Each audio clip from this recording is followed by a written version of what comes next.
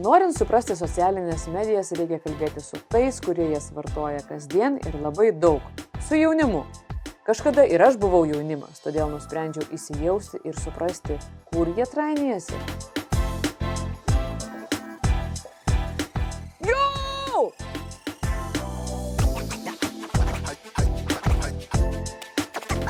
O jūs šitą matot? Jo? Ne.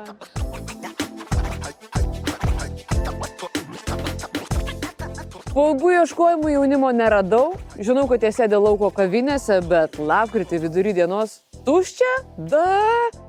Dėl savo nesėkmės kaltinu kartų skirtumus. Dėl iššvaistyto biudžeto prodiuseris kaltina mane, sako, kad aš nesu jaunimas, o aš jam sakau, neaiškink tu mane tėvas. Bet užteks apie nekompetentingus žmonės, pakalbėkime su žmogum, kuris turi labai daug kompetencijos socialinių medijų srityse.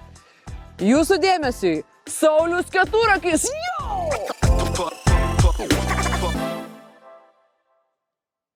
Įdomu, kas buvo pirmasis Lietuvos influenceris? Gal Čiurlionis? O ar galima knygnešius vadinti pirmaisiais torentais? Ar Žemaitė šiandien turėtų savo YouTube kanalą su feminizmo podcastu? Sveiki, Sauliau. Sveiki, Klaudija. Norėjau su specialistu pakalbėti apie socialinės medijas, socialinius įvairiausius dalykus, apie virtualaus ir realaus pasaulio sąsajas ir skirtumus. Paaiškėjo, kad neturite nei Instagram, nei Tinder, nei Snapchat, nei TikTok profilių ir netgi savo OnlyFans puslapio neturit. Tai ką jūs čia veikat ir kodėl turėčiau jumis pasitikėti? Klaudija, šiais laikais visiškai nesvarbu, kas tu buvai ar kas tu būsi, svarbu, kas dabar bus. Jeigu man pavyks ką nors įdomiai pasakyti, tai manimi žmonės tikės. O dabar kalbant apie paskyras, aš esu kaip tyrėjas visose jūsų išvardintose medijose įsikūręs 14 net tyriamųjų paskyrų, kurios atlieka tam tikrą funkciją. Aš jas stebiu, jos nėra mano, jos yra mano tam tikros tyriamosios projekcijos, feikinės paskyros, jeigu jau taip kalbėti, kurios kiekvieną kartą atlieka tam tikrą funkciją. Ir aš su jomis žaidžiu, tyrinėdamas tam tikrą socialinių medijų vartotojų elgseną, kaip pasiekti, sakykime, 10 000 sekėjų per 4 mėnesius. Mes su studentais kartais tokius eksperimentus atliekam.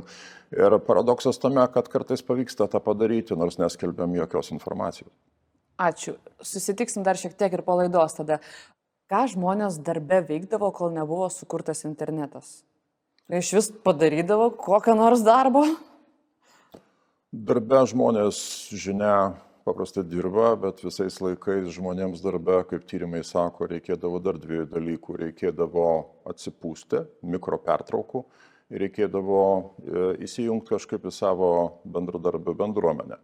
Tai iki interneto paprastai tos mikropertraukos, jeigu mes žiūrime senus serialus, eidavo parūkyti ar išgerti kavos, o pati geriausia priemonė susipažinti su bendradarbiais tai būdavo apkalbos. Apkalbos skrisdavo pakankamai greitai, daug greičiau negu interneto ryšys. Dar 19 amžiuje buvo tyrimai, kad per 2 valandas 50 000 žmonių turintis miestelis apkalbas žinojo. Tai iki interneto laikų rūkė, norėdami atsipalaiduoti nuo darbo, ir apkalbėdavo vieni kitus ir dar dirbdavo. Ar socialinės medijos turi tikslą pasiekti buvusi apkalbų sklidimo greitį? Manau, kad joms dar reikėtų pasistengti truputį, bet akivaizdu, kad socialinės medijos padarė darbuotojų gyvenimą šiek tiek sveikesniu. Kaip sako, socialinės medijos atlieka tą mikropertraukų funkciją.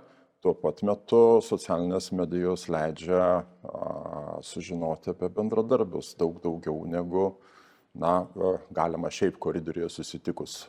Kas yra socialinės medijos ir kuo jau čia jos taip skiriasi nuo šiaip medijų? Medijos, žinia, yra priemonė žmonėms įveikti tarpusavio atstumą, susisiekti vieni su kitais. Toks yra šitas terminas. Socialinės medijos yra medijos, kaip mes jas vadinam, veikiančios elektros principais, informaciją perduoda elektroniniu būdu ir kurianti tam tikras bendruomenės. Socialinė medija yra elektroninė bendruomenė ir viskas. Kiekviena socialinė medija turi savo taisyklės. Jeigu senais laikais pasirinkus būti hipiu, reikėjo augintis ilgus plaukus ir dėvėti platėjančius džinsus, o būdant pankų reikėdavo plikai nusiskusti.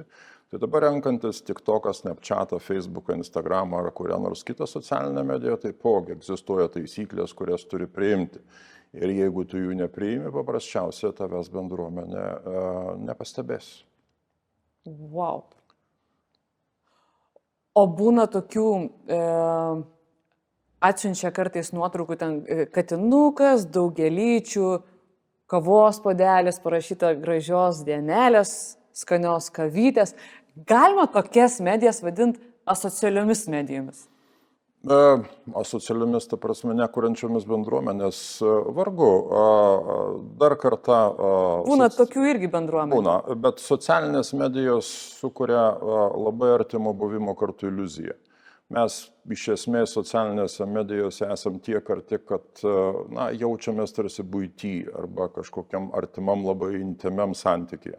Perkelkim savo kasdienio bendravimo namuose patirtis į socialinės medijas ir labai bus aiškus jų veikimo principai, kaip mes su namiškiais artimais žmonės bendraujam. Dalinamės pačiais elementariausiais dalykais - pyrago kąsnis, kavos puodelis, augintinio paglostimas ar auksinės žuvelės pašėrimas. Tai yra labai elementarūs dalykai. Ir socialinėse medijose ta iliuzija yra būtent atkuriama. Todėl socialinėse medijose mes jaučiamės būdami viens šalia kito, galintis tokiam buitinėme lygmenyje ir komunikuoti. Be jokių pastangų, tiesiog būdami, gyvendami ir dalindamėsi tuo, ką turim. Apie katinus atskira kalba. Visai neseniai Timas Berners-Lee, pasaulinio žiniatinklio kūrėjas, buvo paklaustas, kas jį labiausiai nustebino, matant, kuo dalinasi žmonės. Katės sako, niekad negalvojau, kad žmonėms bus tiek svarbu dalintis kačių nuotraukomis. Yra labai įvairiai aiškinama šitą situaciją. Vienas iš aiškinimų tai, kad šunių savininkai turėdavo net specialius parkelius šunims pavedžioti ir galėdavo susitikti. Katėms tokių nebuvo ir aptikę galimybę susibėgti vieną vietą, kačių savininkai okupavo internetą. Tai galima sakyti, kad socialinės medijos kaip didžiulis kačių parkas. Kažkuria prasme, taip. Wow. Wow. Koks yra socialinių medijų poveikis žmogui, žmogaus gyvenimui, su artimaisiais, santykiai su artimaisiais? Socialinės medijos kuria dar vieną iliuziją, tai jog gali kontroliuoti, tarsi kokiam kompiuteriniam žaidime, savo santykius su bendruomenės nariais ir savo artimaisiais. Visi yra žaidę kokį nors kompiuterinį žaidimą ir žino, kad prieš pradedant žaidimą reikia sureguliuoti nustatymus, kokį lygį žaidimo nori žaisti, sudėtingumo, koks tavo personažas turi būti, kokius ginklus turėti. Tai socialinės medijos kartais yra vadinamos kontroliuojamos socialumo medijomis. Tu susitikęs gatvėje, šnekėdamasi su žmogum, akis į akį, nesitikras, kas bus, kai baigsis pokalbis. Gal gausi į akį, o gal atvirkščiai apsikabinsit ir išsiskirsit kupini žavisi vienas kitam. Mano jausmas per interviu irgi toks būna. Tai socialinėse medijose štai atsiranda ta galimybė tarsi iš anksto šiek tiek kontroliuoti šitą situaciją ir žmonėms tai patinka, nes šiandien vartotojas vieno pagrindinio dalyko nori - prognozuojamumo ir lengvumo. Tai socialinės medijos visą tai jam suteikia, kalbant apie dalyvavimą bendruomenėje. Virtualiam baliui manęs dėdė neapsuks jau 9 ratą šokyje, o teta Vanda nesiūlys virtualios šaltienos. Ar jums ateina į galvą kokių nors dar situacijų, kur virtualus gyvenimas būtų geresnis negu realus? Čia labai svarbus kultūriniai dalykai. Teko susitikti su suomiais. Suomiai, žinia, nėra labai šilti vienas kitam žmonės. Ir pasakojamas anekdotas, jog įvedus 2 metrų privalomą distanciją, suomiai labai liūdėjo, nes įprastinė jų tarpusavio distancija yra 6 metrai. Tai kalbant vat, apie suomių, sakykime, jie labai džiaugiasi tą galimybę nebūti vienas su kitokiais į akį ir suomių kalboje yra žodis reiškintis vakarėlį būnant vienam, kartu su kitais susijungus į socialinių medijų tam tikrą tinklą. Lietuviui greičiausiai negauti šaltienos yra drama ir nebūti pašokdintam didelė tragedija. Tai nelygų kultūra, nelygų efektas tos kultūros, kurios labiau linkusios yra į tarpusavio bendravimą, akis į akį, kurioms yra būtinas artimesnis fizinis kontaktas. Taip, socialinės medijos tokias kultūras keičia radikaliai ir mes esam ant tokių permainų slenksčio Lietuvoje, kai greičiausiai šaltiena irgi bus virtuali, sunku įsivaizduoti. Bet skandinavams, sakykime, socialinės medijos absoliučiai atitinka jų tarpusavio bendravimo būdą ir jie labai... Ar gali būti, kad skandinavai jau turi virtualią šaltieną, tik niekam pasaulyje to dar neatskleidžia? Dėl šaltienos nesu tikras, bet dėl degtinės Suomijoje esu matęs yra galimybė ir pačiam įsipilti virtualios degtinės ir pavaišinti kitus. Taip nutiko, kad esu išskirtinio grožio, talento, charizmos asmenybė.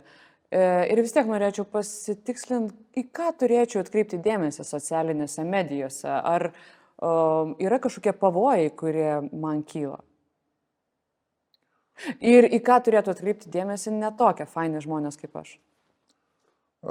Kalbant palyginimai su mūsų realiu pasauliu, dalyvavimas socialinėse medijose yra tas pats, kaip palikti butą nerakintomis durimis. Jie gali surinkti visą informaciją, kurią jūs turite apie jūs pačius privačiausius dalykus. Tai yra labai pavojinga situacija. Taip. Ir aišku, viskas priklauso nuo informacijos kiekio, kurį jūs deklaruojate, bet kartais užtenka pačių elementariausių dalykų, pačių nuorodų, jau paskui tie, kas domisi, suranda visą likusią informaciją. Turbūt pats įsimintiniausias pavyzdys galėtų būti tai amerikiečių kompanija Target 2012 metais kilęs skandalas Jungtinėse Amerikos valstijose, kai vieną gražią dieną į jaunos paauglės namus ta kompanija atsiuntė bukletą skirtą prekės nėščiosioms. Tėvai pakėlė skandalą, kaip galim jų dukrelė, o čia bukletas prekės nėščiosioms ir taip toliau. Pasirodo, pagal lojalumo korteles parduotuvėje buvo atsekta, jog mergina laukėsi, nes jos prekių krepšelis pasikeitė. Ir informacija buvo surinkta apie tai, kaip keičiasi prekių krepšeliai pagal socialinių medijų vartotojų duomenis, kada kas ką pradeda skelbti, jog perka, paskelbė apie savo nėštumo pradžią ir taip toliau, ir taip toliau. Tai paradoksas tame, kad ne tik, kad tėvai nežinojo, jokių dukra laukėsi, mergina nežinojo, jokių jinai pati laukėsi, o pagal informaciją socialinėse medijose dirbtinio intelekto sistema jau atsekė šitą dalyką. Taigi informacija, kurią jūs dalinate socialinėse medijose, yra pats pavojingiausias dalykas. Apie jūs bus viskas žinoma, jūs būsite skaidri, permatoma, jūsų privačiausios erdvės bus lygiai taip pat visiems pademonstruotos ir negi jūs norėtumėt gyventi bute be durų ir neturėti Kur dideli langai, kur viskas permatoma. Viskas Čia kaip Nausėda. Nesu matęs jo namų, negalėčiau atsakyti. Tik tą stiklo kubą taip, bet ar ten permatoma kiaurai viskas, nežinau. Kodėl Facebook'e ir Instagram'e visi atrodo tokie laimingi ir gyvena, tokį gražų gyvenimą ir mano ne visai toks. Kodėl? Reikia nepamiršti. Nes pavyzdžiui, mano gyvenime tikrai nėra tiek daug nuogų moterų, vakarėlių ir narkotikų kaip grupės Flying Saucer Gang Instagram'e. Ir aš irgi nevalgau kruasanų antradieniais prie Eifelio. Kodėl? Kodėl čia taip? Nepamirškime vieno dalyko. Socialinės medijos yra algoritmas, kuris sprendžia, kas, kada ir kaip turėtų būti parodyta. Ir šitos kompanijos nėra įpareigotos paskelbti algoritmo duomenų, todėl yra tik tai labai tokie fragmentiški duomenys apie tai, kaip jisai veikia. Sakykime, Instagramo pačioje pradžioje buvo tos fotografijos, kur buvo stipriai transformuotos, jos buvo keliamos į matomesnę vietą ir atvirkščiai tos, kurios buvo nekeičiamos filtrais, jos būdavo nuslepiamos. Dabar yra atvirkščiai, Instagramo algoritmas pakeitė savo principus, realiau atrodančios nuotraukos yra keliamos į viršų ir atvirkščiai. Tai dar vienas Instagramo, sakykime, algoritmo ypatumas yra skaičiuojamas dirbtinio intelekto nuogo kūno plotas ir kuo jo daugiau, tuo fotografija yra keliama labiau į viršų, į matomesnę vietą, kaip sakoma, prioritetizuojama. Tai pasaulis, kuris tenais yra kuriamas, jis yra tiesiogiai sakykime, sukurtas algoritmo ir algoritmą valdančių žmonių. Kaip yra sakoma, Facebook algoritmą kontroliuoja 15 žmonių ir jie transliuoja savo žinią apie 2 milijardams. Tai ta pasaka, kurią jie kuria, jinai reikalinga pirmiausia turbūt ir mums kaip vartotojams. Mes patiriame malonumą matydami tokį gražų pasaulį, bet tai turbūt labiausiai reikia tiems, kurie pardavinėja, nes bjaurių naujienų ir bjaurioje aplinkoje įsiūlyti kokią prekę, kam nors greičiausiai būtų sunku.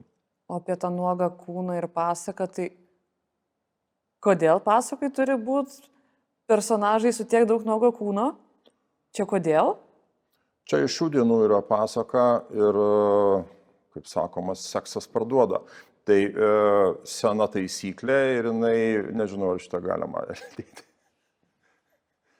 Tai sena taisyklė, kuri marketinge šių laikų yra ypatingai išnaudojama.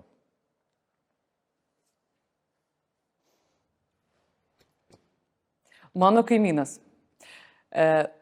Mano kaimynas tol kankino savivaldybę, kad jam laiptiniai smirda, kol atvažiavo darbininkai ir iš vis užlydė šiukšlių vamzdį. Ar aš galiu sakyti, kad mano kaimynas yra influenceris? Abejoju, greičiausiai jūsų kaimynas tiesiog privertė savivaldybę atlikti savo darbą ir tik tiek, bet... Tik gerai, tai kas tada yra influenceris? Influenceris yra tarpininkas tarp pardavėjų ir mūsų pirkėjų. Kam jis yra reikalingas? Jis yra mūsų draugas, kuris patikrina prekę ir įsitikina, jog mes turėtume pirkti. Influencerių funkcija yra tiesiog būti mūsų draugu. Ir mes kaip vartotojai žymiai labiau pasitikime draugais, nei kad, sakykime, kažkokios didelės korporacijos reklama. Yra vienaip, draugas mums sako, pirk tą, visiškai kitaip, jei bet kuri iš didžiųjų korporacijų mums bandytų tą siūlyti. Mes žinom, jie sukčiai, bet mūsų draugas ne. Ar aš turėčiau tada sveikinti savo draugus su gimtadieniu, influencerius visus? Jeigu jūs turite daug draugų influencijų, be jokio abejo, jūs taptumėte įžymi ir populiari. Kodėl žmonėms tai patinka afišuoti savo gyvenimą? Kodėl man tai patinka viską dėti socialinės medijas? Ir ar gali būt, kad visi irgi nori būti superžvaigždėm? Čia du dalykai. Vienas dalykas, kaip sakiau, socialinės medijos yra buvimas kartu ir būnant kartu mes net negalvojam apie tai, ar mes komunikuojam. Mes tiesiog intuityviai dalinamės visomis savo naujienomis, kad ir kokios reikšmingos ir nereikšmingos jos būtų. Kitas dalykas yra šie laikai, tai yra kruvina kova už visų dėmesį. Dėmesys yra pati svarbiausia prekė ir kiekvienas norintis likti aukštumoje, ekonominėje, socialinėje, ideologinėje, dvasinėje, jis turi kovoti už dėmesį ir ta kova už dėmesį yra labai labai įvairi, kartais reikia labai privačių dalykų visiems pamatyti, kartais galbūt ir netokių, bet iš esmės griebiamas yra pačių įvairiausių priemonių. Kas yra priklausomybė nuo socialinių tinklų? Kaip ją atpažinti, prigriebti ir kaip jos atsikratyti? Yra du atskaitos taškai, kaip galvojam apie save. Tai vienas atskaitos taškas, ką mes galvojam patys apie save, ir kitas, ką kiti galvoja apie mane. Ta akimirka, kai aš pastebiu, jog man viską lemia tik tai, ką galvoja kiti, reiškia, yra bėda, reiškia, aš pats savo nesu įdomus ir aš apie save nieko gero negaliu pasakyti. Šitas momentas yra labai svarbus, nes žmogui gerai apie save galvoti yra malonu, o malonumas yra tas pagrindinis biologinis evoliucinis principas, į kurį mes orientuojamės.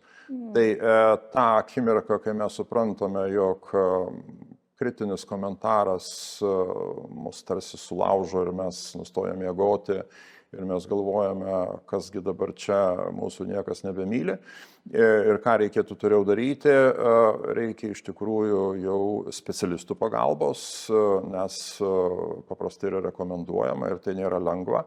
Bet čia yra pati pagrindinė problema, būtent balansas tarp to, ką galvoji pats apie save, ir tarp to, ką apie tave galvoja kiti. Wow. O yra kokios nors nuo šitų priklausomybių kenčiančiųjų grupės, kur susirinkimai vyksta anoniminių priklausančiųjų nuo socialinių medijų? Ir tada, kaip jos vyksta čia, tada online kažkaip per socialinės medijas? Ar galima būtų dalyvauti tokiam susirinkime, pavyzdžiui, per Messengerį online? Galėčiau aš pasijungti? Lietuvoje aš apie tokias nesu girdėjęs, bet Skandinavijos... Tai gal slaptas? Gali būti, bet Skandinavijos šalyse tikrai jos yra ir paradoksas tame, jog tie susirinkimai vyksta dažnai online ir dažnai jie tampa dar vieną priklausomybės formą nuo tų pačių socialinių medijų grupių, kurios yra skirtos padėti. Tarkim, jeigu nuspręsčiau atsisakyti visų socialinių medijų, kaip aš viską sužinosiu? Kaip apie mane sužinos? Kaip aš dalinsiuos muziką, kuri man patinka, kur aš nuotraukas kelsiu, kam aš rodysiu, kaip čia viskas bus? Kaip? Jausitės panašiai, kaip dabar reaguojate, jausitės blogai, nes šiandien dominuojanti bendruomenės forma yra būtent socialinės medijos. Pas mane yra archyvose vienos magistrantės dienoraštis, kuri atliko su savim baisų eksperimentą, padarė tai, apie ką jūs kalbate, atsijungė nuo visų socialinių medijų. Ir tai yra negyvenamos salos patirtis, lieki visiškai vienas, daugybė žmonių apsupty, kurie tave nežiūri, nes žiūri į mobilų į telefoną savo. Neįmanoma susisiekti su draugais, neįmanoma susisiekti su tėvais, esi visiškai vienas. Ir po pusės metų teko grįžti atgal ir atstatinėti savo socialinius ryšius iš naujo. Deja, arba laimė, aš nežinau, kaip čia vertinti, mes šiuo metu esame kaip bendruomenės nariai nuo socialinių medijų absoliučiai priklausomi.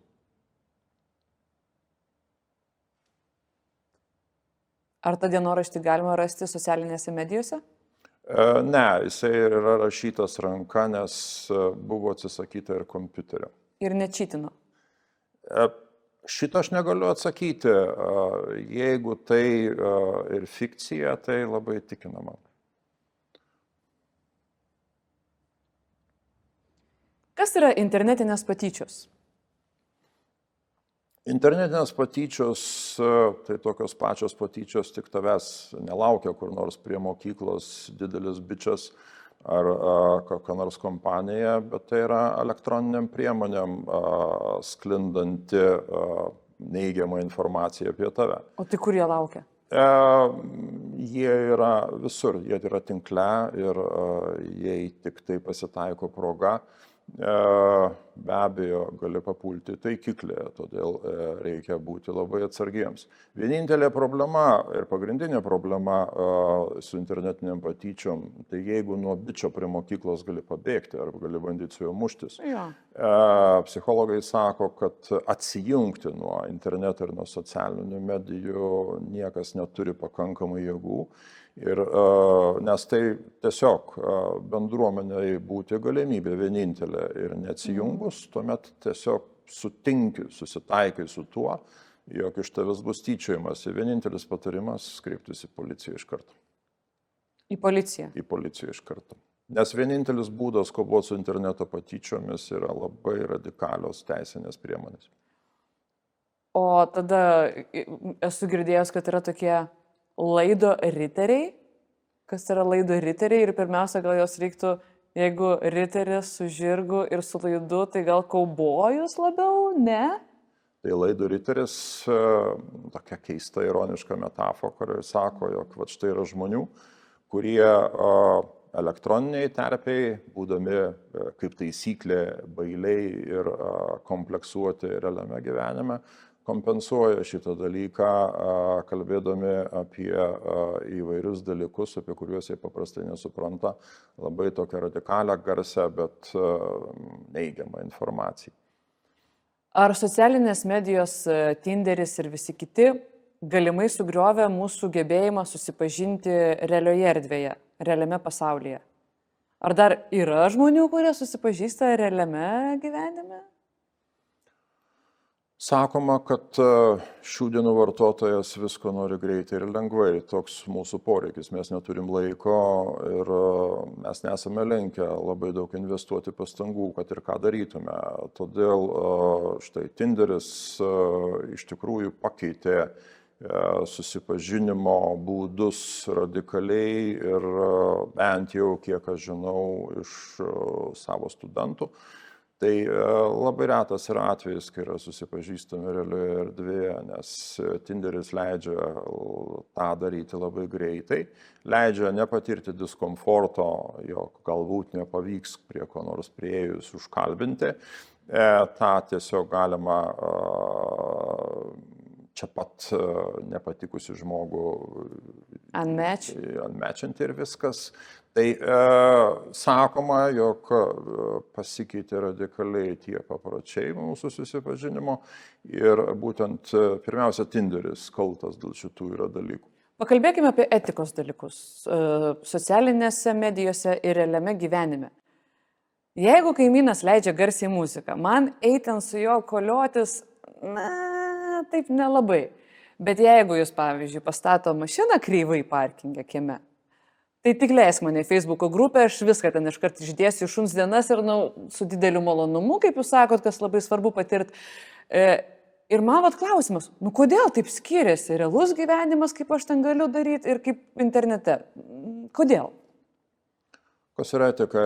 Etika yra gebėjimas skirti tarp to, kas gera, tarp to, kas bloga. Ir dabar realiame gyvenime mes vadovaujamės vienomis taisyklėmis, bet dabar atkreipiu dėmesį, tame buitinėme gyvenime mes vadovaujamės dažnai visiškai kitomis taisyklėmis. Mes niekam viešoje vietoje neleidžiam savo paburbėti tai, kas ateina į galvą dėl kokių nors smulkmenų. Atvirkščiai, namuose mes kartais pratrūkstame dėl to, kad kavoje per daug cukraus ar puodelis kažkur netoje vietoje padėtas. Tai socialinės medijos iš esmės yra ta mūsų buvimo arti buitinė etika ir joje mes leidžiame būti niurzgliais dėl tokių smulkmenų, dėl kurių paprastai mes tame viešame gyvenime niekada savo neleistume pratrūkti, save susivaldytume. Tai va štai skirtumas tarp buitinės etikos ir tarp viešosios etikos ir iš esmės skirtumas tarp taip vadinamojo realaus gyvenimo ir tarp socialinių medijų etikos. Dėkui, Sauliau. Ačiū Jums. Jeigu turėsit klausimų, visada galite manęs klausti. Būtinai.